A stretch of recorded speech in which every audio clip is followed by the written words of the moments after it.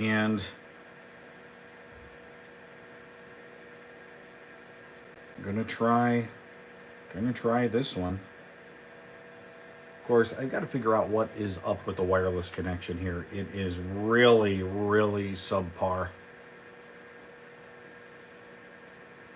I mean, it's only 100 by 10, and I get it. That compared to what's available in other parts of the country, that really isn't a lot. It's like I'm on dial-up up here.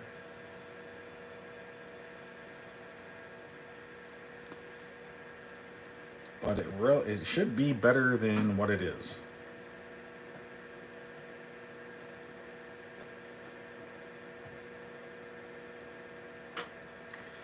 Well, I'm hoping it stays that way. And somebody driving by honking their horn.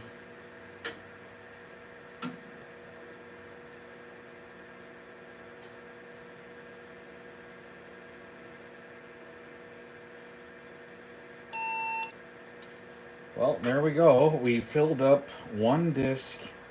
I just need to put my other phone on.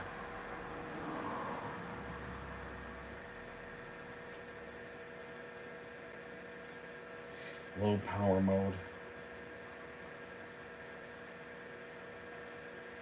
See if that makes any difference to the bandwidth problem I've got, but doesn't seem to be.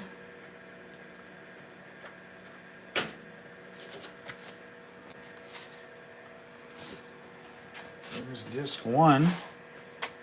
Almost me. Oh yeah, I did. I've got one program plus another one, and now I'm on to DOS. And let's see how much we can squeeze onto backup disk number 2.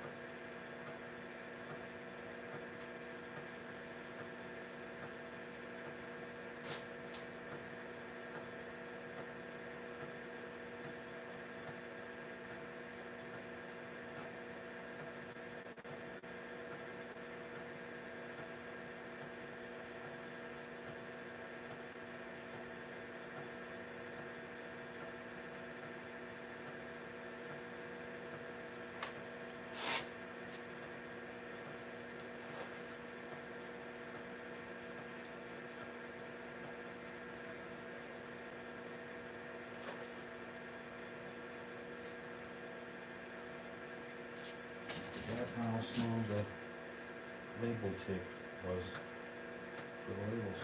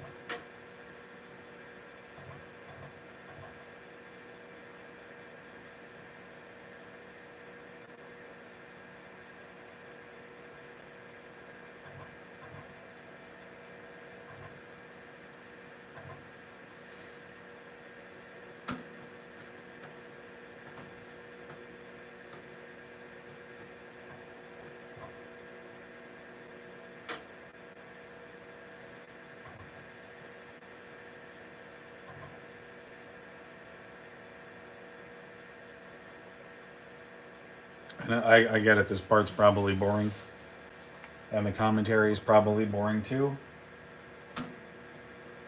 But one of the things we can do is we can take some stuff out of this computer and move it into another IBM PC chassis.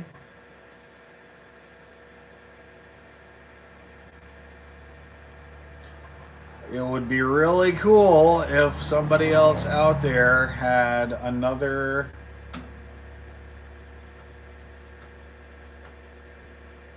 PC AT tower kit, but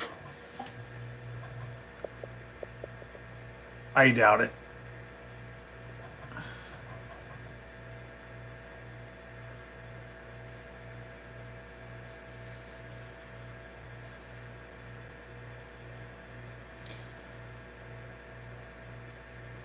So Crash asked, what are we working on? And there is an IBM PC AT sitting on the top of our tower variant, which it looks okay from the back, and it kind of is, except it took a beating in shipping. The front of the frame was bent, knocked the floppy drives off of their track. So what I'm doing is backing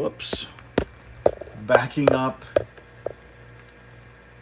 the contents of the hard drive, and then I'm going to run a low-level format on it using the advanced diagnostics disk to see if it's good.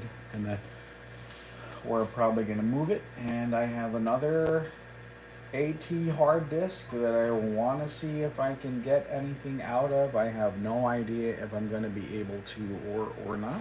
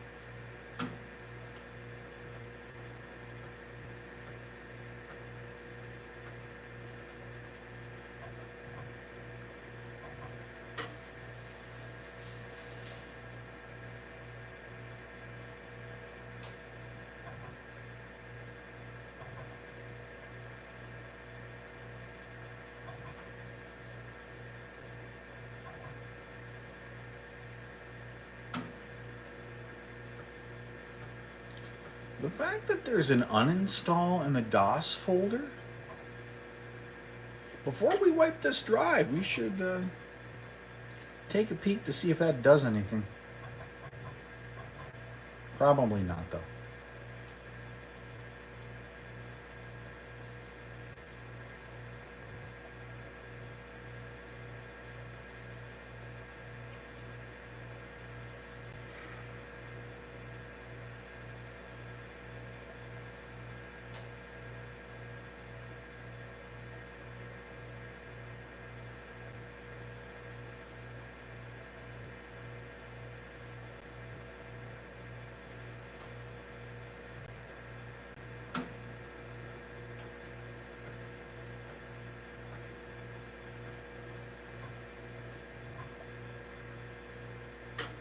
MemMaker, it was a pretty nifty utility for optimizing memory, but you needed a 386 or better. You couldn't do it with a 286.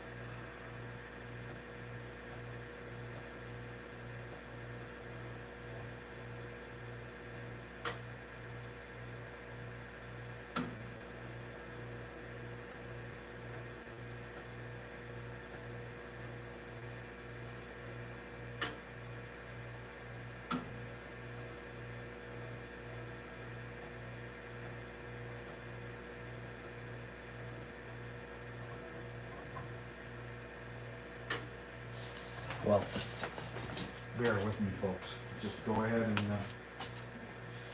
monitor that for me. Just gonna move some stuff around. I really thought I had another computer here that's got a IBM, you know, some IBM labels on it.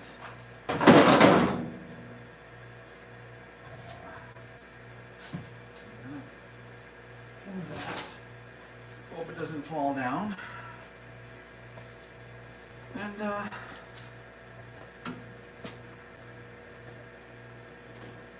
this one on its side. And I do not really recall. I'll have to look, ask the Oracle how big a Type 2 drive is. Who knows? Maybe that might be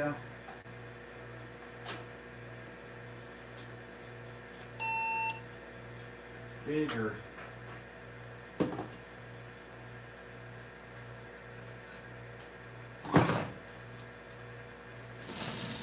Bigger or smaller? No idea. All right, disk 3.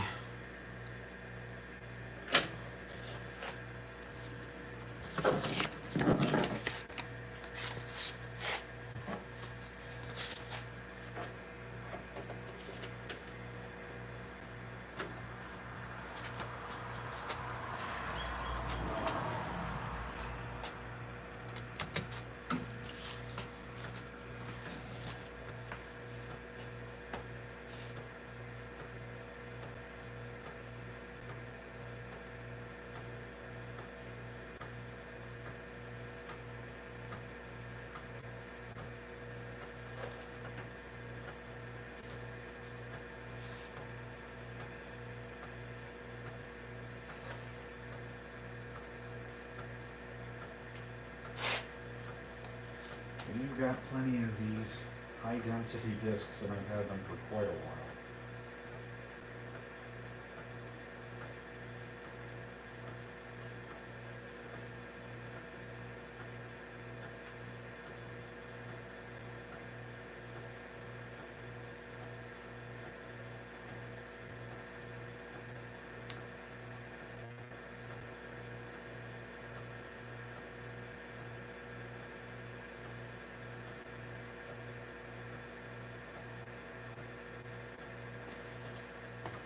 Walk around to the other side.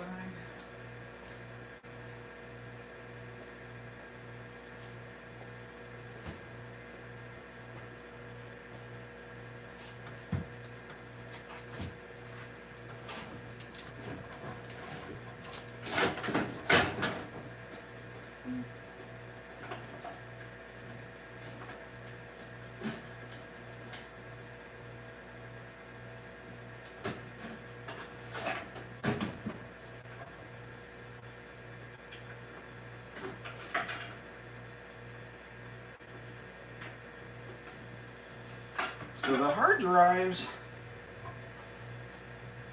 that I have in the two working systems are, I don't know, I want to take a look. I can't remember who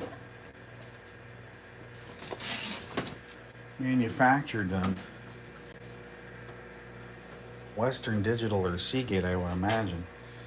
The one that we're gonna connect here after we get done all of this fabulous fun is a Computer Memories Incorporated. It's got the interesting label on it that says manufactured for IBM Corporation. A little rusty and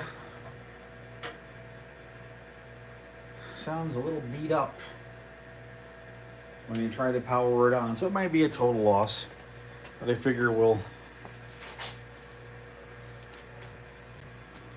do what we're doing here first.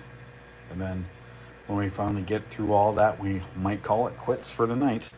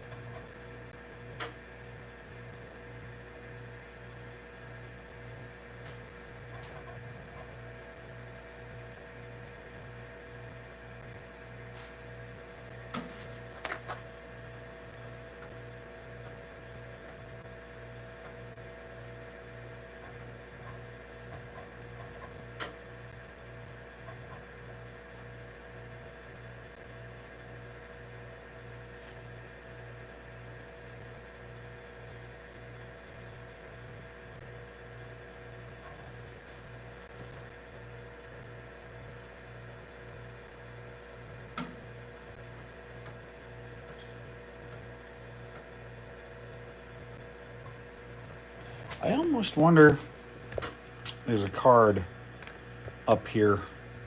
And I'm not sure what it is because I haven't taken it out yet. I don't know if it's an external floppy drive or something card.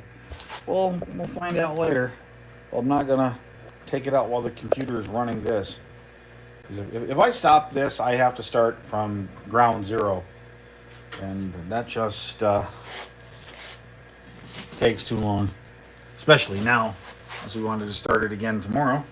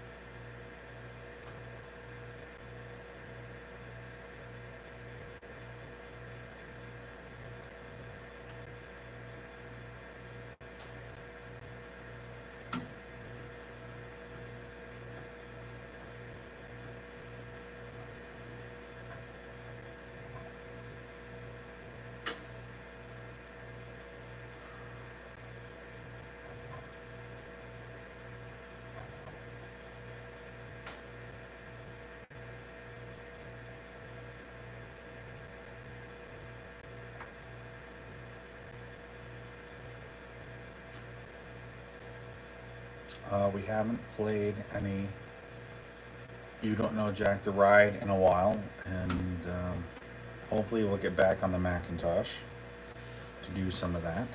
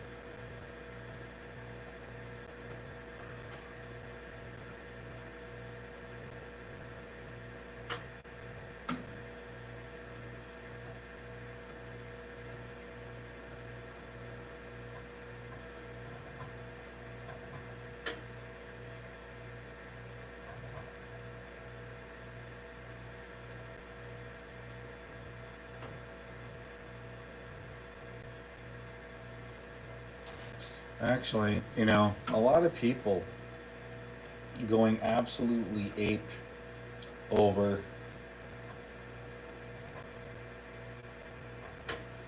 the fact that for Windows 11 you have to have computers with trusted platform module and a certain processor architecture.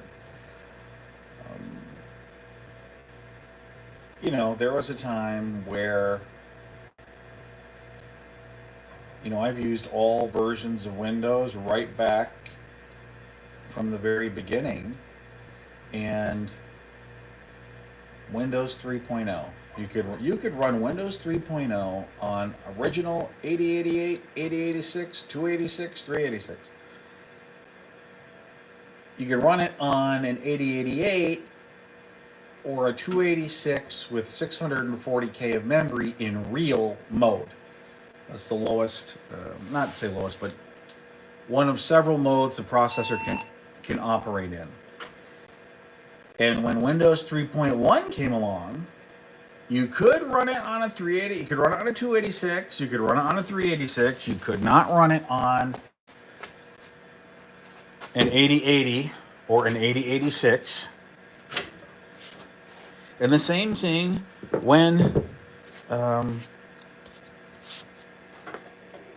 let me rephrase that. Windows 3.1 could run on a 286 with a minimum of 1 megabyte of RAM. It could not run in 640K. And then 386, 46, whatever. When Windows 95 came along, it had to be a 386 or better with a minimum of 4 megabytes of RAM. And that was the bare minimum run like absolute garbage configuration. In fact, I remember my setup was kind of atypical. It was an Epson Equity 2 Plus with the make it 486 for 286 systems upgrade chip.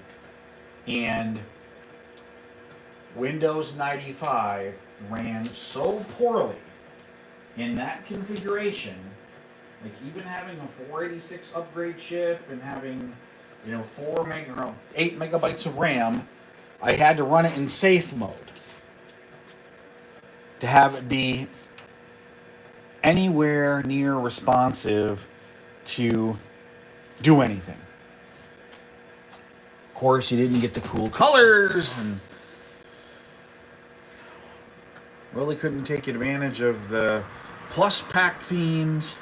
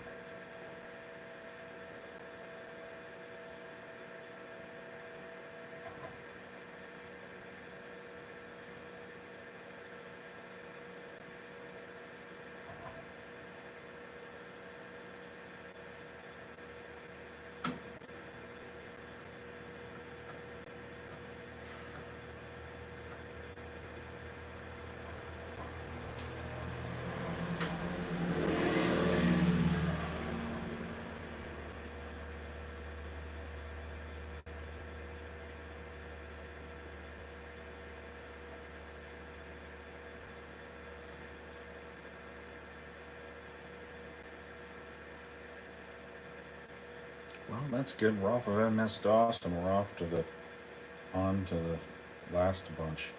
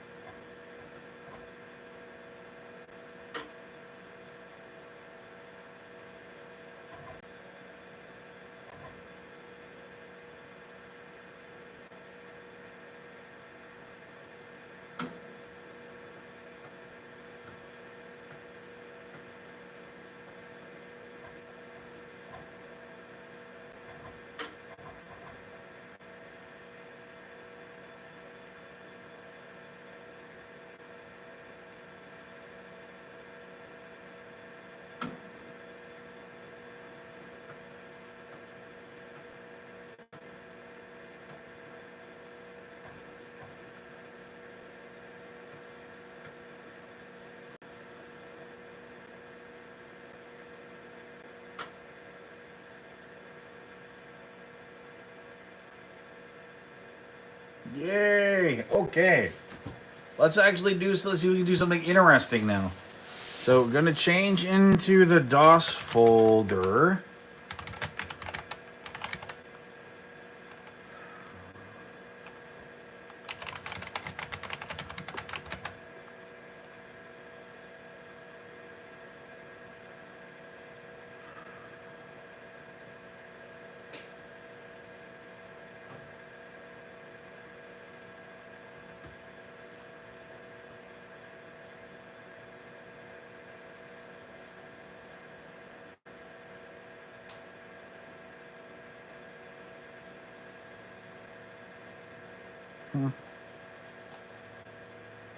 That really doesn't. Guess you need the backup disk. All right. So anyway, okie dokie. Just label this. Label the disk and get our advanced diagnostics and our DOS 3.21.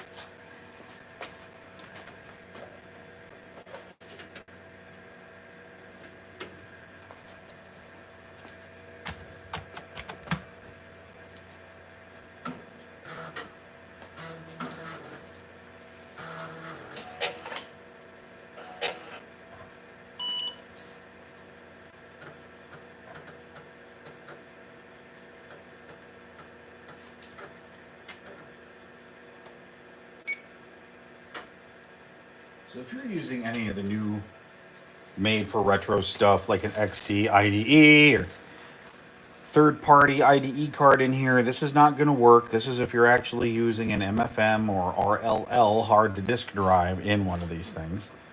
And there are other tools you can use, but the advanced diagnostics disk that you can still get freely downloadable.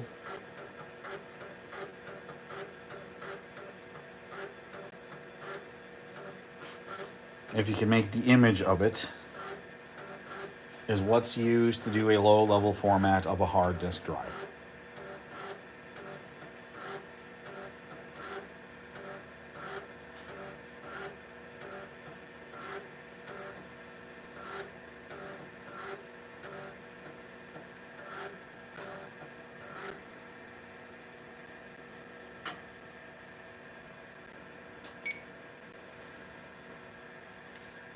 Okay. Of course, very basic configuration in here. It's just got the system board, the 640K RAM, keyboard, even though it's VGA, color graphics, the two disk drives, and the hard drive, right? So, yes, it is. And we're only, in this case, you can only run one time, and it's going to be 17. And what we want to do is the format menu. Unconditional format. Ooh, I wish I had spin right to check and see what.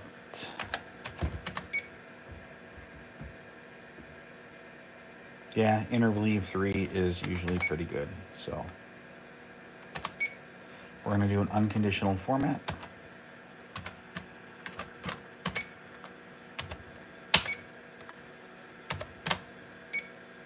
And as far as I can tell, there were no defects on the defect list. So unlike today, right, where you've got so much capacity on a hard disk, I was watching a video where Seagate now has a 30 terabyte hard disk drive that fits inside of a 3.5 inch, the typical now internal hard disk form factors. 30 terabytes. There are defects because the data recording is so small, and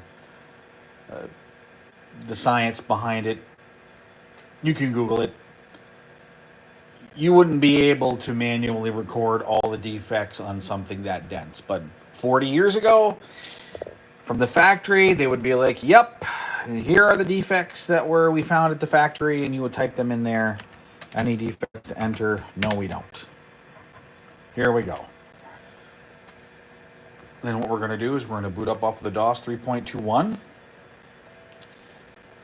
We're going to create a partition, format the partition, install DOS on it, and then if the hard drive will boot from that, we know that even though the chassis of this thing is absolutely totally trashed, that the hard drive made it.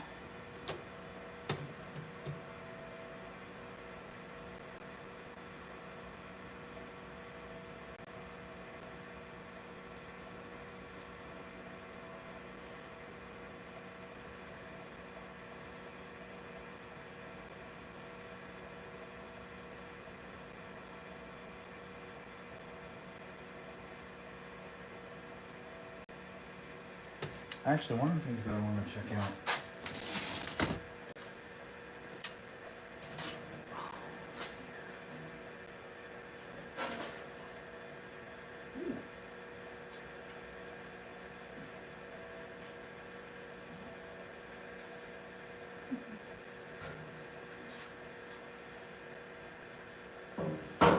Don't mind me, folks.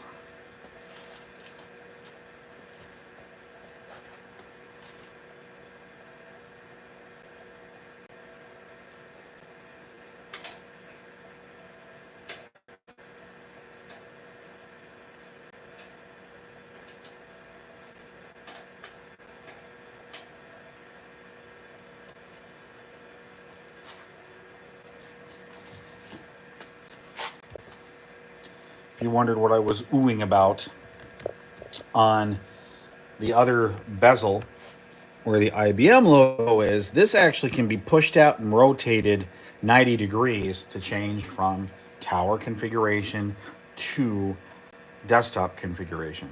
Except in this, this one right here, that was broken. So I ended up actually having to pull the IBM medallion off and manually turn it 90 degrees to fit.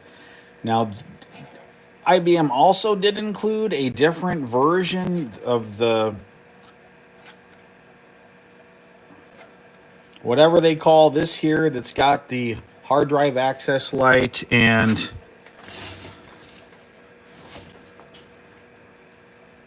power indicator, so that it looked like it was supposed to. I haven't found any of those. I probably could make one, or I don't know. We'll see.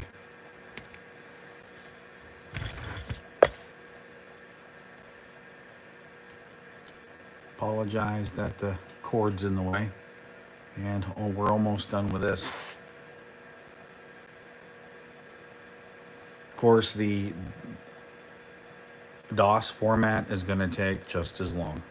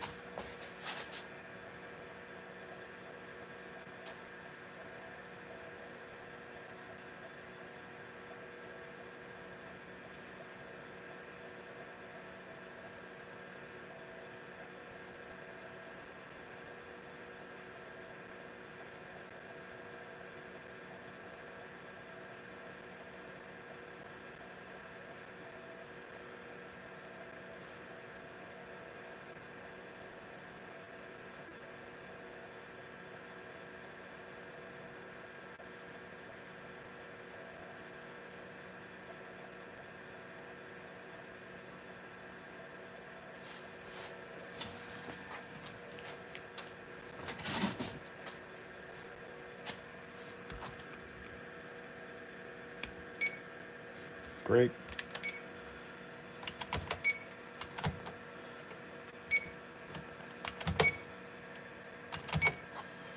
All right. Prepare system for desired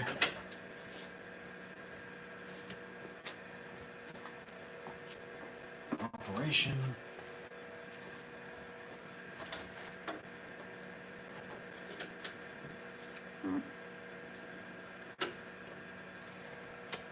I'd like to see if I could get some Xenix installed one of these days.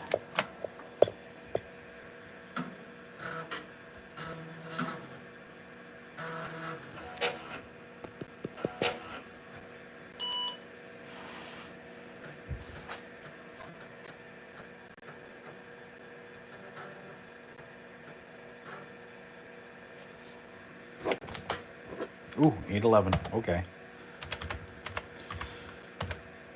So for formatting old hard drives on old PCs, you need a partitioning tool such as fdisk, which came with PC or MS-DOS. And display partition data. There's not going to be any partitions. And we're going to say we're going to create partition, use the entire disk for it, and make your restart.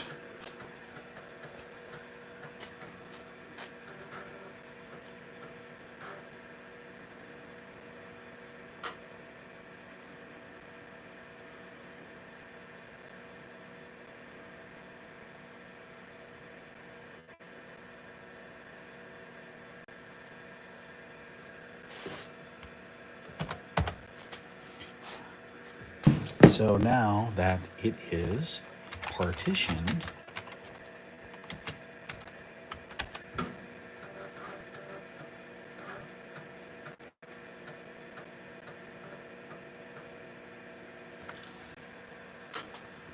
so unconditional formats did not exist with the format command in this version of DOS. However, the /s tells the computer you want to transfer the system files to make the drive bootable at the conclusion of the format.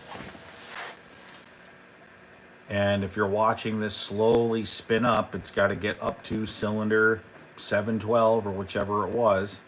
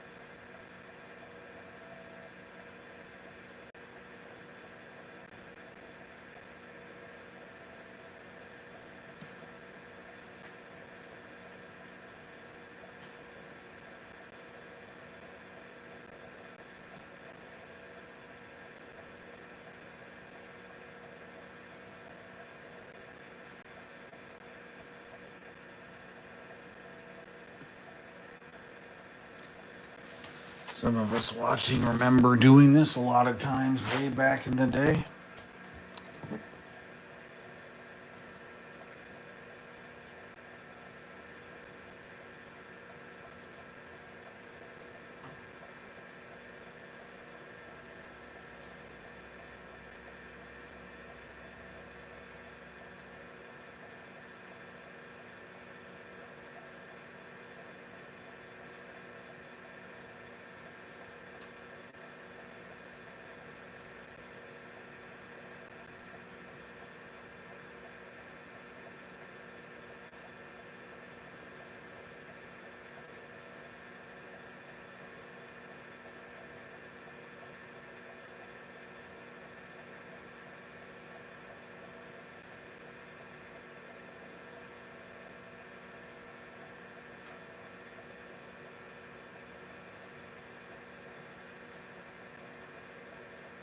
Tell you what, as long as it takes to format this 40 megabyte drive, if we could only format that 30 terabyte drive just as quickly.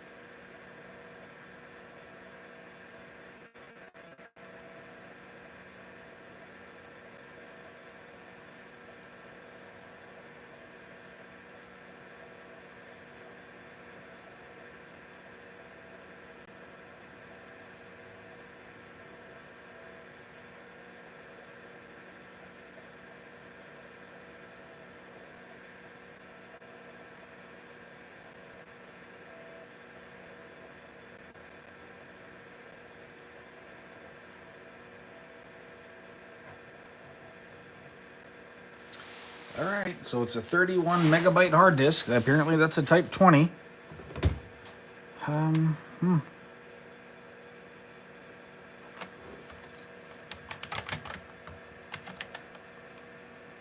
It's got Command Com. All right. Moment of truth.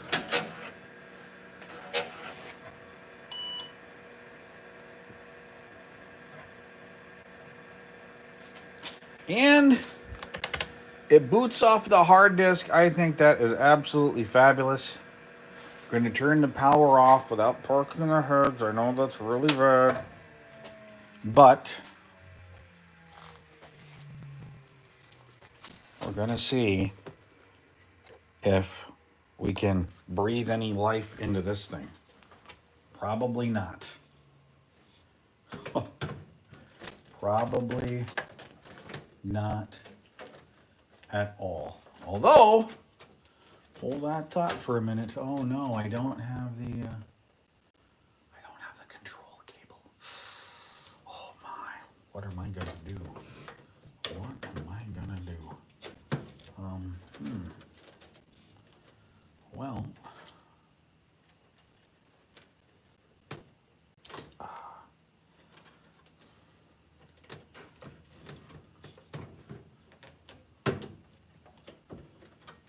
see what happens here.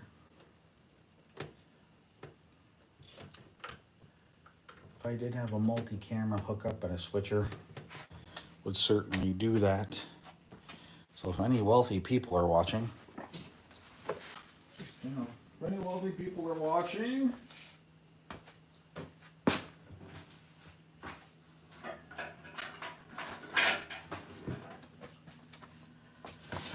install the control cable. Whoops, get back there.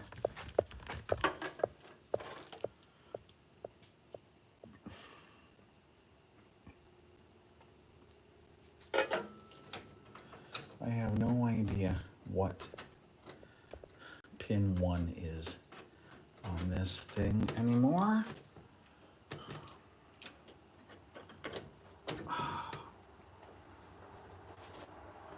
But you're going to need a diagnostics disc because the second you turn power off to this thing, it's going to lose its configuration. Hopefully, does not explode.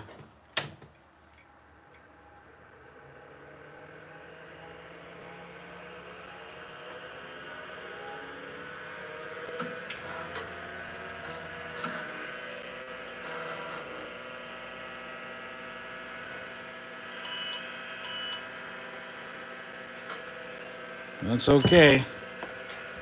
The fact that that drive is still spinning, as loud as it is a plus because the machine that it was plugged into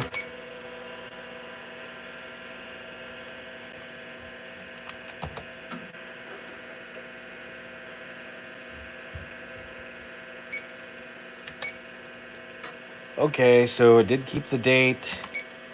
And the time, most of it. Yeah, okay.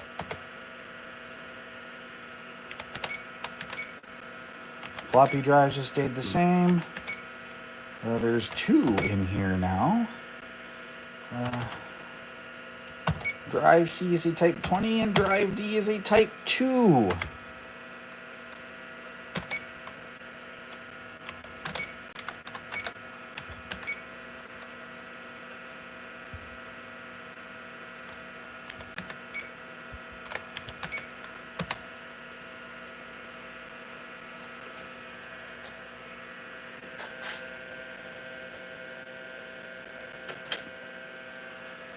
Before I even attempt to run any diagnostics on that drive, I'm just going to boot off of Drive C and see if we have anything on the hard disk.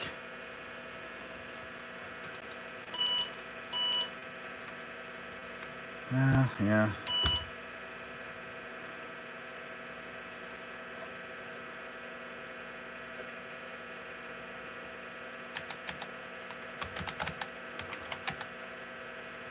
Wow.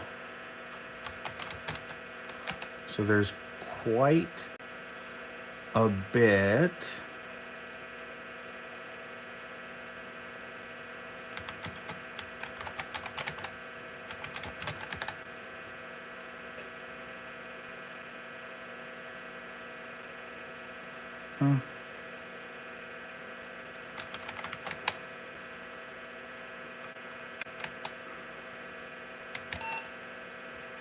Only partitions on drive 1. Okay, very good.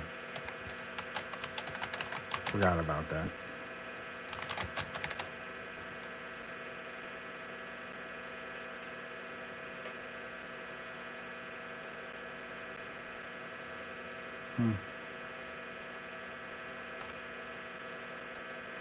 Not sure what version of this, what version of, but let's take a look. So it looks like we got WordPerfect. There's a convert tool.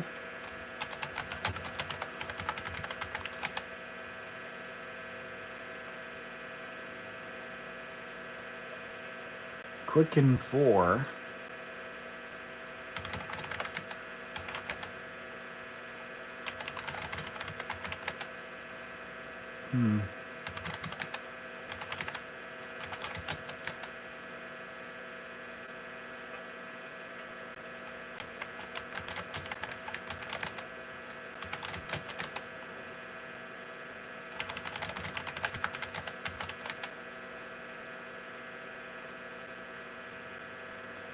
So it looks like, oh, display write 4.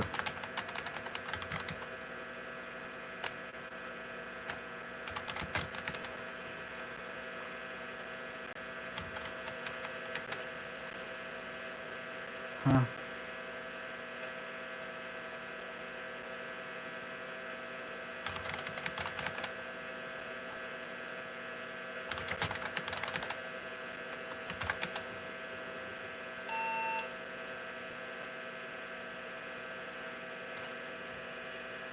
Looks like another menu program.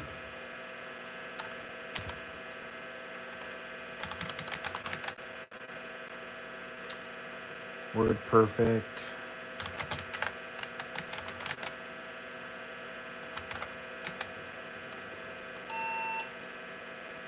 Really? Okay.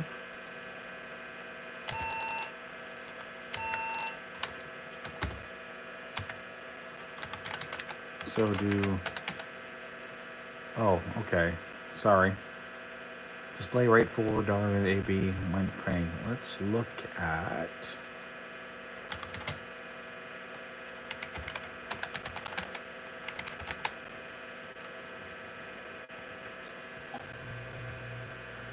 Ron Felton from Mid-America, if you're out there, your computer has shown up.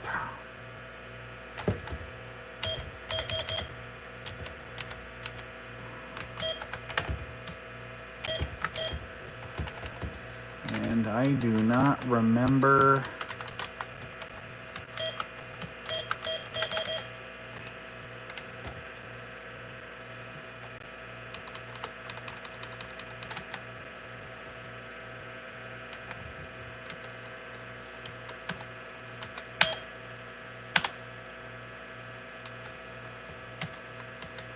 quit.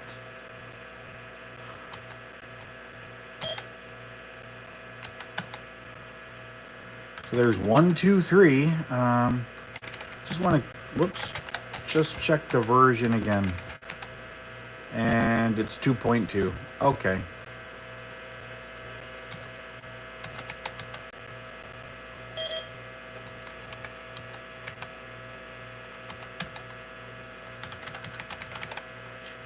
Let's go to WordPerfect.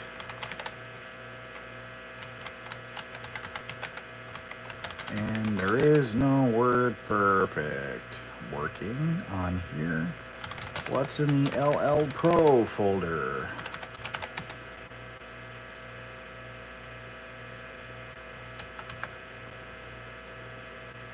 Laplink. Whoa, okay. Have not seen that in a while.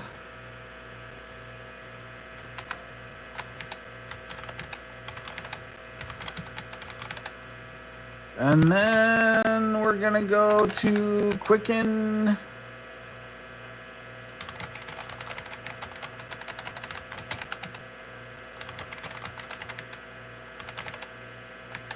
Oh, haha. That's why, because it the batch file assumes it's on drive C.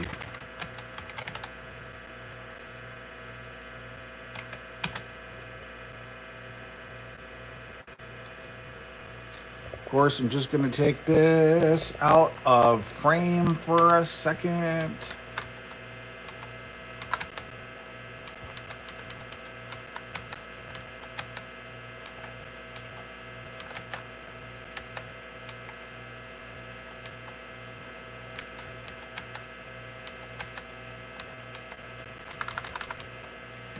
And I can put it back. There was no account data in here, so of course I can't even tell what version. Oh, Quicken, yeah, Quicken version 4.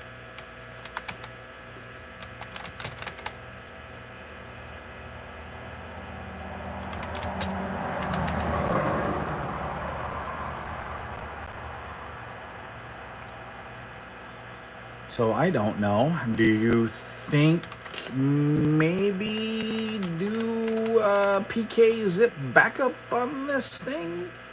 Maybe. See, do you think we could back up drive D on 3 high density disks? I don't know. Let's find out.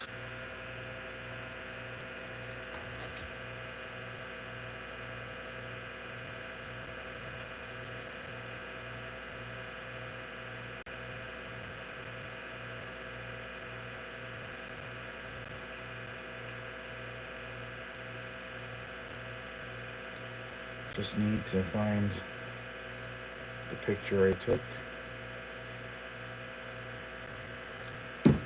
And let's see here. Go back to C and go back. Oh, yeah. Never mind, folks, because we formatted that drive, didn't we? Oh, bummer. Okay. Well, most of the stuff that is on the D drive is stuff that has been archived before.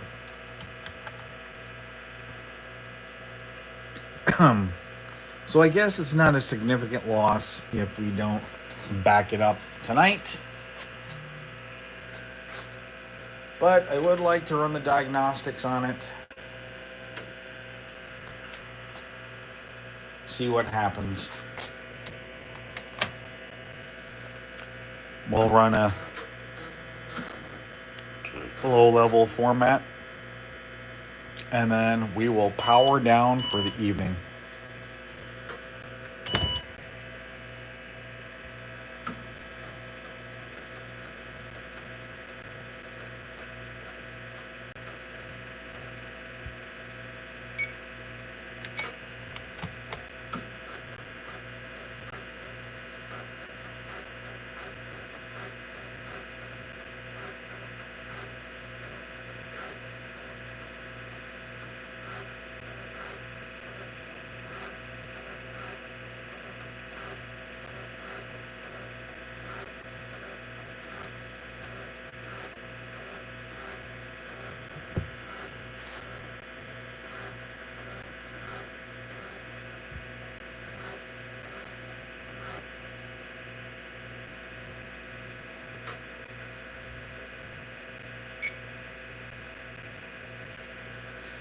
Yes, yes it is.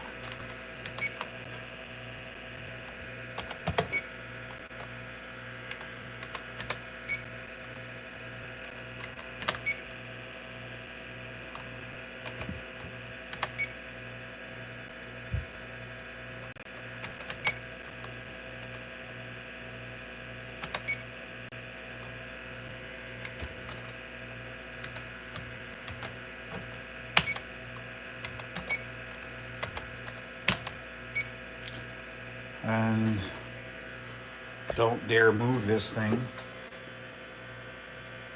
There aren't any defects on that label either, but the way this sounds, you'd think there would be some.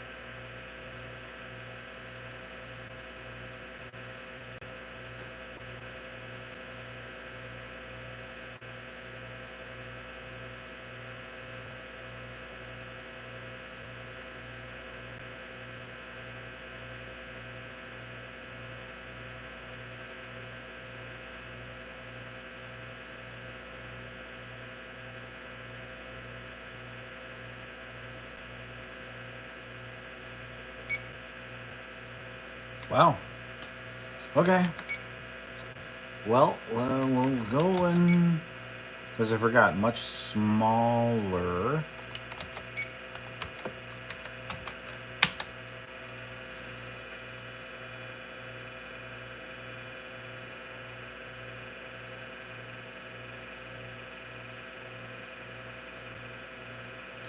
Can't hear the head movements because the platters are...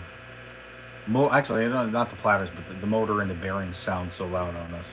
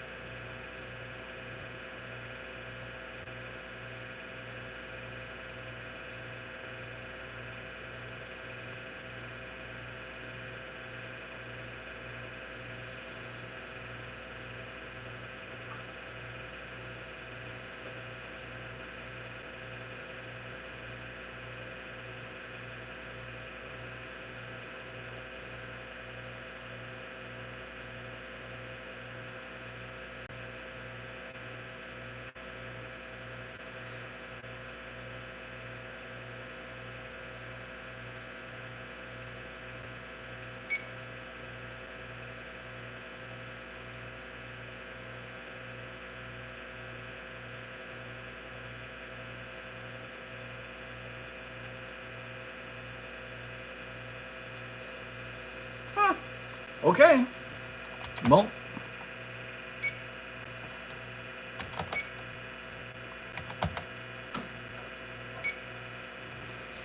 thank you very much for watching this evening.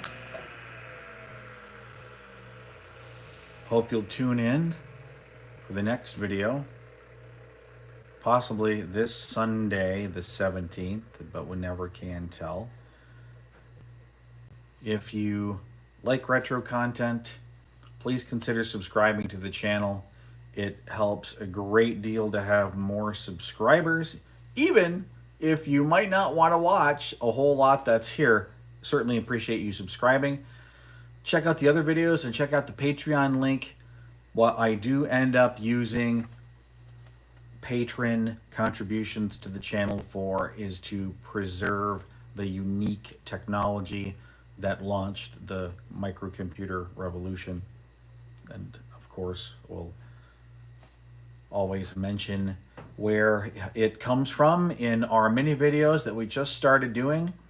And we'll do many more of those when we get some more items to show off. So have a good night.